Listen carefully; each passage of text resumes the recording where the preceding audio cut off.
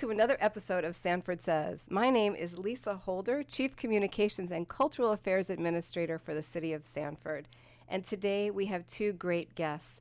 Brigitte Stephenson. Brigitte is a museum curator for the City of Sanford, Sanford Museum Curator. Yes, I'm the curator. I've been about the curator for about 2 years at the Sanford Museum, which is run by the City of Sanford, so we have the city to thank for that. Many people don't know we're owned by the city.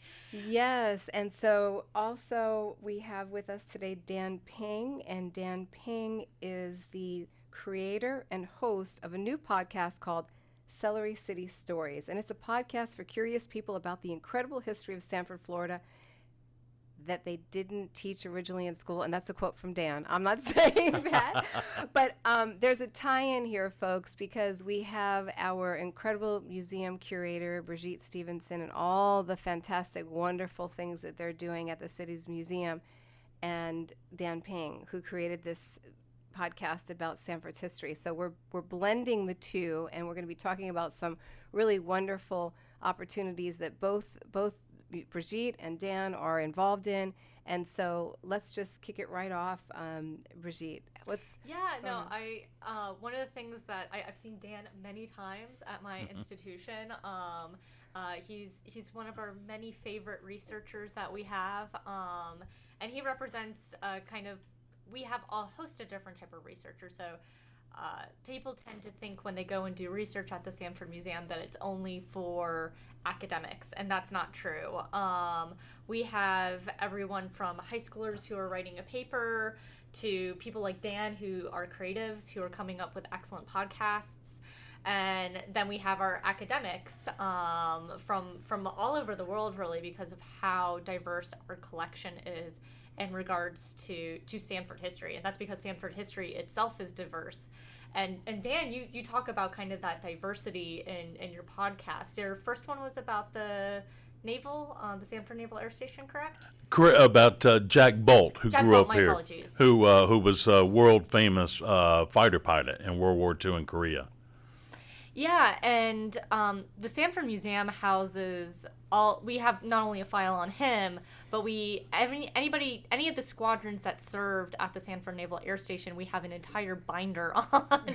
And that's been given from people who served. They wanted to make sure that their history was preserved in our institution. And so we're happy to share that with multiple different people from, again, anybody who wants to stop by. You can stop by and look at the binders. We also have an exhibit on display at the airport. So they recently I think they opened up a new terminal, and in that terminal there's 4 exhibit cases, and you'll see some of the Sanford Museum's items in that. It's really well done, and that's really thanks to the Sanford Airport Authority. So, but yeah, it's kind of like, there's so many different ways to have history in everyday life, and a museum is not the only place. So with your kind of podcast, you're kind of bringing history in a different format. How would you kind of describe that?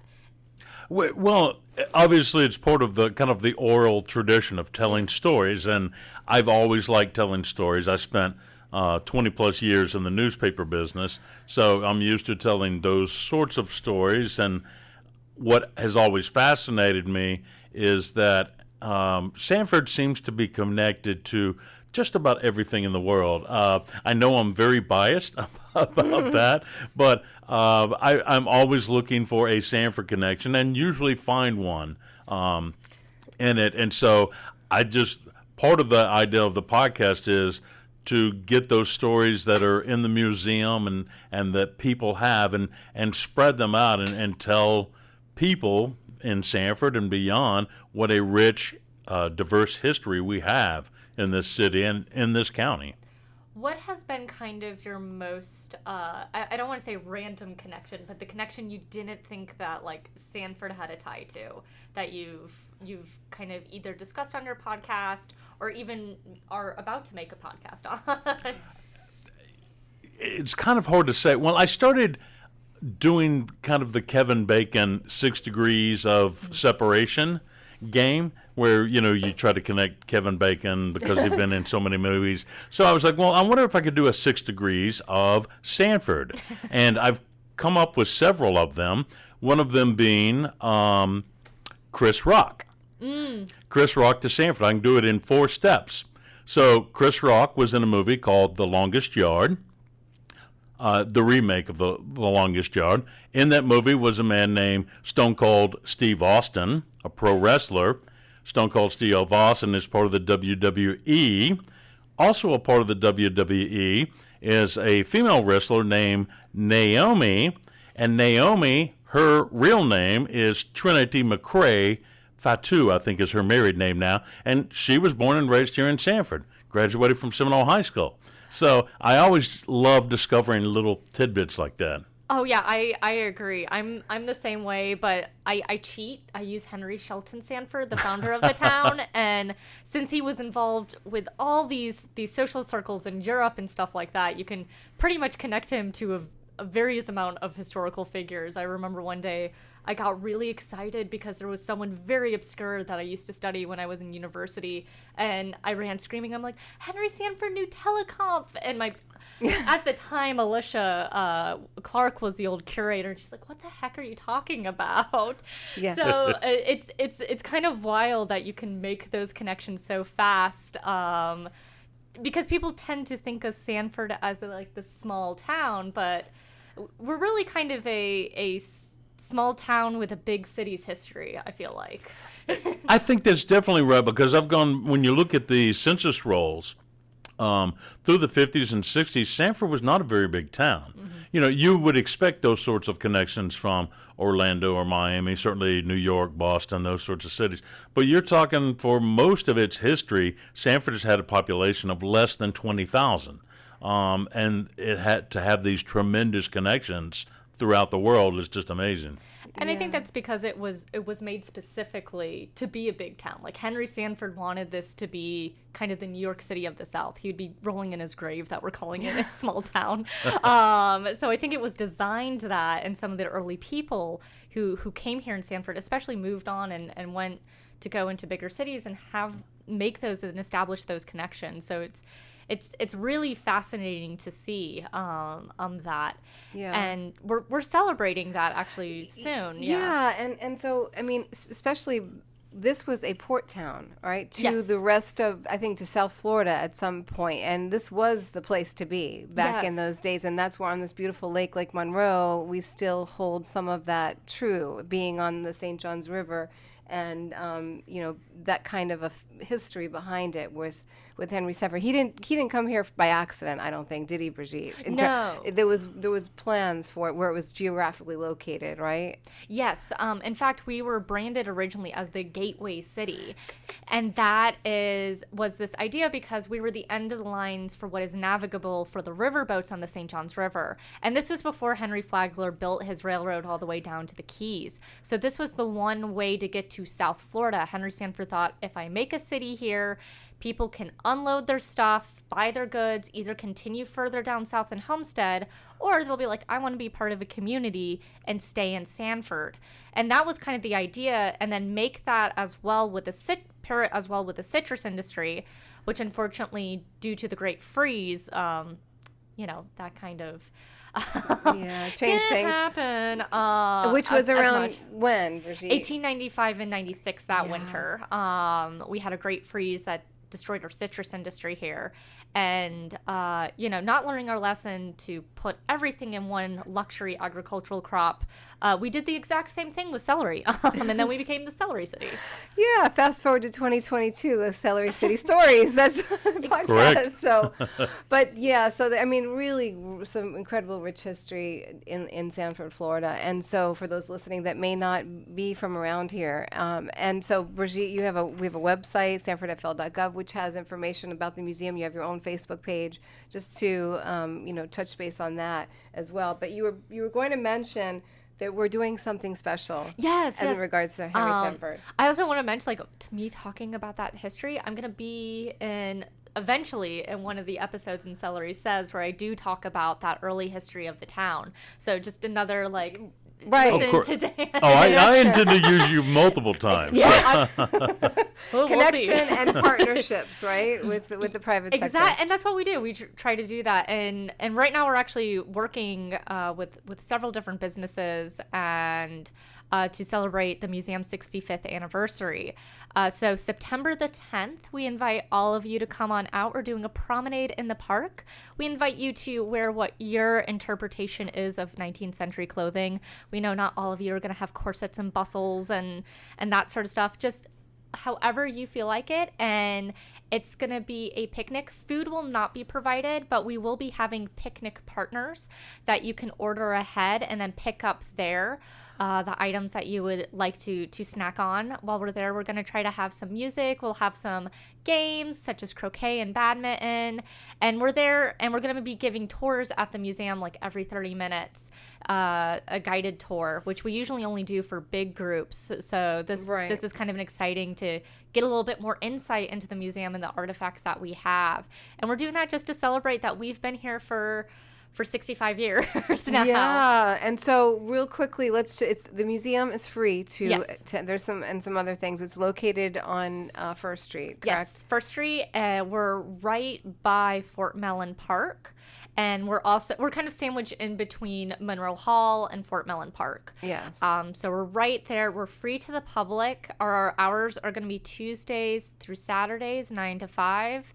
And again, you can be like Dan and come on in and ask, hey, you may want to start your own podcast or write your own paper. We'll be happy to help you with any of your research needs about Sanford specifically or Henry Shelton Sanford, because that's kind of our two mission statements. I think, Brigitte, one of the really interesting things that the museum offers is if you live in, whether it's in the historic district or just outside, kind of in the core of downtown where we have the older housing stock, if you want to find out the history of your home, go to the museum and check it out. Now, they might not have a lot of information about it, but you can certainly look through the old city directories and find out, okay, such and such lived at your house in the 1920s, and he was a dentist or a farmer or a shoemaker or... I like to call it genealogy of the home, that you get to see who have been the people previously, and it might explain some things within your house that tells an interesting story. So yeah, we have a file on at least all the houses in the historic district. But we have expanded a bit to do the Georgetown neighborhood as well, and Goldsboro. We have some on Goldsboro, not fully of Goldsboro, but if not, we can kind of help start a file. Actually, that's our number one request. So if any of you have old photographs, like you used to live in one of the buildings downtown and you have photographs, I would love those photographs at the museum. That is our number one research request. And our collection is only as good to the people who donate stuff to us. We're completely, for the most part, our historical society might buy something that we really, really want, but our collection is made of donation-based items. So. Yeah, and mention a little bit about the Historical Society. Yes, we have a friends organization called the Sanford Historical Society. They meet every other month. Usually there's a lecture given, there's some small snacks, and it's really to celebrate Sanford's town's history with a bunch of like-minded people or a group of people. When I say like-minded, I mean like-minded and they like history. We have people that have all sorts of opinions that join our historical society, and they're going to be helping us with our museum's 65th anniversary. Which is what day again? September the 10th. It's going to be 1 to 4 o'clock. Okay. That day. What day of the week is that? That is a Saturday. So it's a perfect, you want to get out of the house, do something. Yeah. And again, it's free. So we would love to see you for that celebration. So, and you can actually research your home while you're there. Yeah, that's wonderful. And you know what I think is also interesting about Sanford's housing stock is that it goes through decades. It's not just like the early 1900s. Then you have the mid-century modern homes and all of the history behind that with the naval base. And so it's very interesting that Sanford has something sort of like for everyone's taste, really. Do you agree? Yeah, I agree. I like to say that Sanford kind of has these like 3 to 4 distinct architectural periods. You have the brick town that kind of was developed after the Great Fire, which you'll be doing a podcast on. Gotta plug you in. And the Great Fire that happened in the 1880s, and then later on, the 1920s, we have Elton Moten's architecture. And if you have ever driven around and seen that Spanish or Mediterranean style, which has like, you know, that clay like that roofing that's like terracotta. clay, yeah, the terracotta, that's really mainly a hallmark of his design. And then you have kind of another period of growth, like in the 70s. So we have some, and in the 50s, I'm sorry, with the Naval Air Station, you see all those cute little mid-century homes pop up. Yeah. So we have these distinct times of growth, I guess, and development. Yes. Pertaining to things that happen in history, Dan, I would assume. I mean, growth in housing has to do with historical events and just things, you know, the naval base, World War II, and all of that. And you can say right now we're having the same thing happen with all these new places. So who knows, maybe 50 years down the line, they'll be talking about like the 2022. 2022 growth. boom. Exactly. What is it, about the 4x4s? Construction. Yeah, so purchase those homes now in the city of Sanford, because you know they'll be valuable one day in our history, right? Right, Dan? the roaring 2020s. Oh Yeah. my gosh. So this is all great information, and of course I would love for everybody to come out and celebrate the museum's 65 years in operation. That's really great. Dan, so I know that your podcast, you've got a lot of ideas and a lot of things for new episodes. I've listened to your show, and I really think it's interesting. I told you I felt like I was sitting in front of a 1940s radio, you know, like, and a fire was going when I was listening to yours about the gentleman, the air pilot. Jack Bolt. Jack Yes. Bolt, yeah. And so I recommend people listen to that, especially your voice and your, you know, tone of voice. It was very interesting. So I'm so glad you're here today, and you could share a little bit more about what's coming up on your podcast, Dan. Well, and once again, just to kind of reiterate the point, I mean, I think the museum is a good resource for that.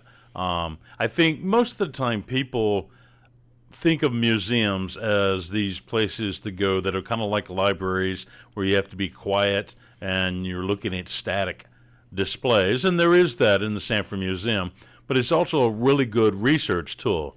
You know, I was lucky when I moved to Sanford in 1999 to be the editor of the Sanford Herald, and I got in that role. I got to meet a lot of what I call the old timers, and they would tell me stories about different things, and I've been able to go to the museum and research that over the years, and that's really kind of what the podcast is a result of. I've heard all of these great stories, and some of them people are sort of familiar with. Certainly, I think folks that have lived here for a while may know the stories, or they might not know all of the details about why things happened a certain way.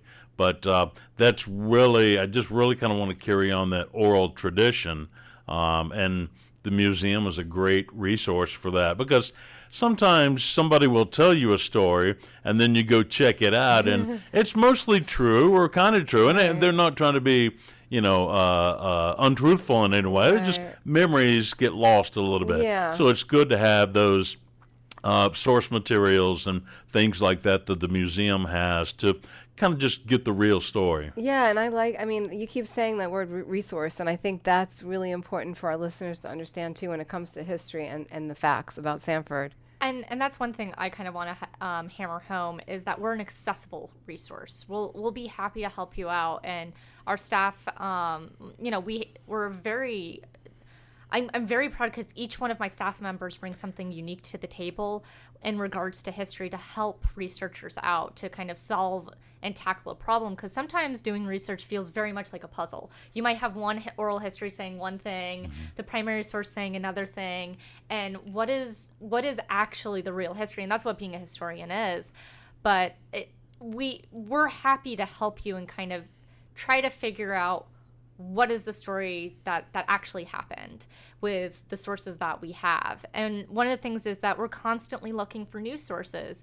We're very excited. We're working with UCF in October as well as the Georgetown Steering Committee, which is a group that was formed after Georgetown got on the National Register of Historic Places. And Julie Schofield has also been working with the Georgetown Steering Committee as well. And we're going to be having a history harvest on October the 15th at Hopper Academy. So if you are from Georgetown, we would love your stories. We realized kind of looking within our collection, we didn't have too much.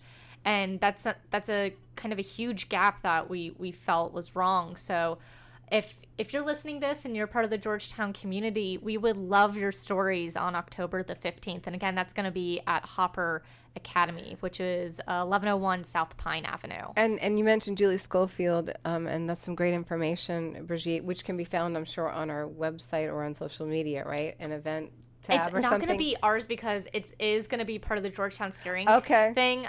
So I will let you know when that is live. It may be on UCF. Riches is also helping us. Okay. So we're working with Dr. Connie Lester and her team to help collect those oral histories as well. All right. So this is, again, it's not only us as like a stagnant place. We're trying to be really active within our community. Yes. And you're going to be doing some things with Georgetown and one of your podcasts, right? Or figure. There is multiple stories to tell about the Georgetown community, as well as the Goldsboro and a lot of the communities. I think one thing that people don't realize, Dr. Stark, who was the first black doctor in town, who served the Sanford community for about 50 years. His home still exists there. And then you also have the first black student accepted to the University of Florida, grew up in Georgetown. The first black student to graduate from the University of Florida grew up in the Georgetown neighborhood. So, I mean, there is just a ton of history everywhere you look in Sanford. Now, I know people think about the commercial district downtown and the residential historic district, but there's history all over this town. Yeah, and so you mentioned, partnering and community partners with the University of Central Florida and their Riches program. I mean, that's huge. And working with a steering committee, a neighborhood committee with the city, all together bringing, people, educating people on history. And it's so important that we remember, we learn about, and all of that. So I think that's great. And I want to just mention Julie Schofield is the city's historic preservation planner, and that's she's in the planning department, but works a lot with all of our historic preservation initiatives, and very closely, I'm sure, with our museum, 100%. So, and then I see here, Brigitte, that there's something, a new exhibit or an exhibit. Yeah, we have an exhibit right now. Willie Pocket Brown. Yes. And this is kind of talking about how sometimes it's so important for a museum to step outside of the building. It's so easy to be like, I am an institution, I'm here, I'll wait for people to come to me. And sometimes you have to go out there, boots on the ground, and that Georgetown Steering Committee has been an important lesson for us to understand that. And with that, we were able to meet one of the descendants of a photographer named Willie Pocket Brown. And he was a black photographer who used the GI Bill to basically get photography lessons, and then he became the photographer of the black community in Sanford. And so this exhibit is showing his artwork and his equipment, and I just find it wonderful because usually in that time period, the photography of the black community is kind of only on the labor of what the black community gives to the white community. But this isn't that. It's showing high school pictures, birthday pictures, different fraternal organizations within the black community. And I think they're really important because it's done through the lens, literally, of Willie Pocket Brown. And that's on exhibit now. That's on exhibit now. It's only going to be on exhibit for a short time. We're going to be switching it out soon. We've had it for about, I want to say 3 months now. We've had that exhibit up, and we're switching it out to kind of celebrate the museum's 65th and talk a little bit about the founder of the museum, who was Henry Shelton Sanford's daughter, Corolla Sanford Dow. So please come as soon as you can before we take that off of exhibit. Yeah. And speaking of which, Willie Pocket Brown is a relation to Boudini Brown, who famously coined the term "float like a butterfly, sting like a bee" to Muhammad Ali. So there's your Okay, fun. I'm sure Dan wants to Oh, say he did a lot more than that.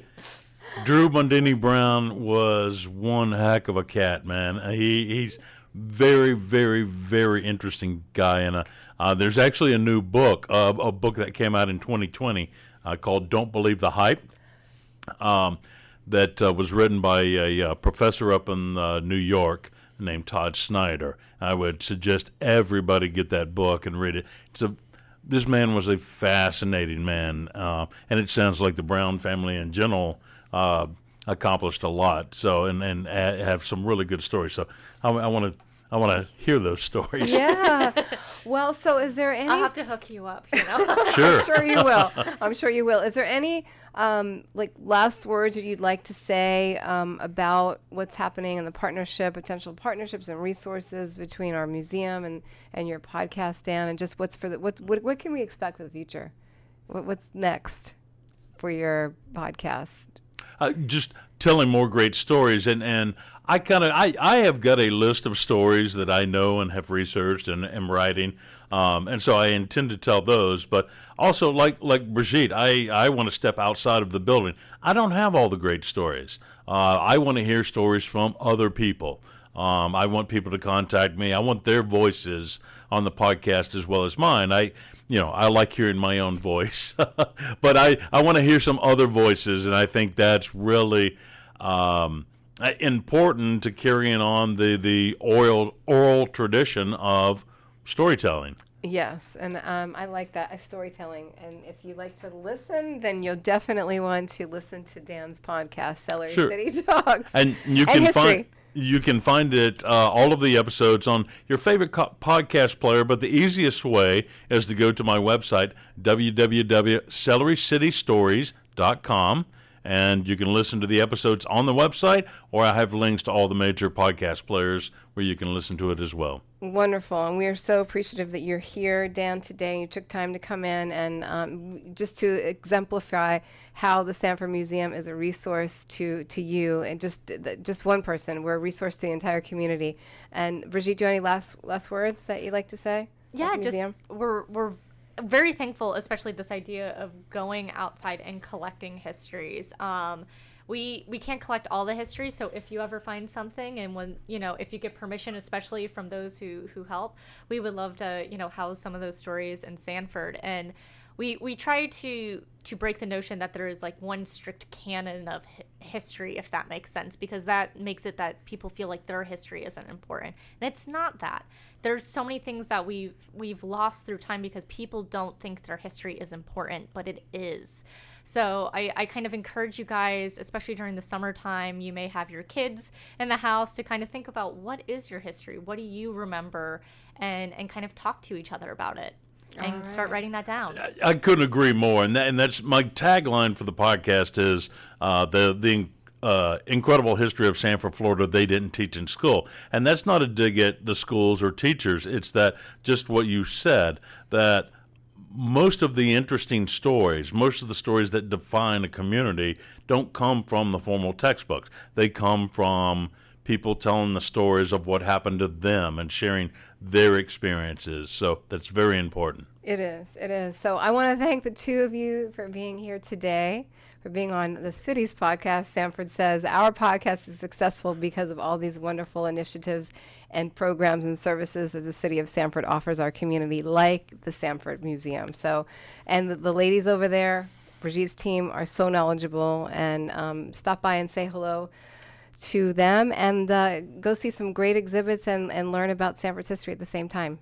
Right, Brigitte? Yeah, we hope to see you there. Yeah. We're free. You have no excuse. And tune in to Dan's podcast. This is Lisa Holder, Chief Communications and Cultural Affairs Administrator for the City of Sanford. Thank you for listening today. You can just subscribe to this podcast wherever you listen to your favorite podcasts, and also on the Sanford website at sanfordfl.gov. Thanks again, and we'll talk with you soon. Bye now.